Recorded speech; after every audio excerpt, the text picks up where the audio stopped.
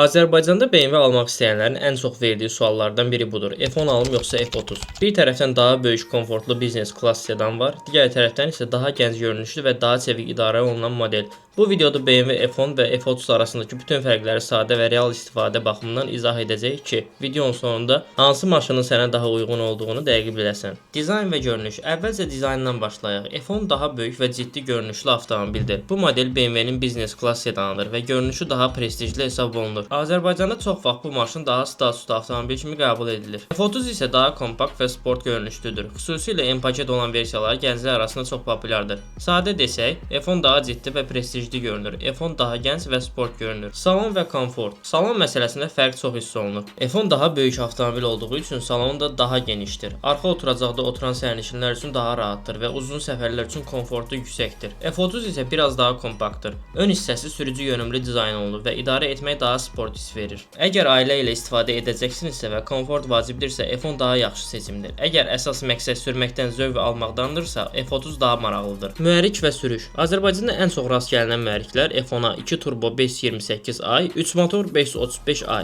F30-da isə 2 turbo 320i və 328i. F30 daha yüngül avtomobildir. Buna görə sürüş zamanı daha çevik və daha dinamik hiss olunur. F10 isə daha ağır və stabil maşındır. Magistral yolda sürəndə daha komfortlu və sakit gedir. Xərclər və baxım. Bura çox vacib hissədir. F10 daha böyük avtomobil olduğu üçün ehtiyat hissələri biraz daha baha ola bilər. Yanacaq sərfiyyatı biraz yüksəkdir. Biraz daha qənaətlidir. Saxlanması nisbətən ucuz başa gəlir.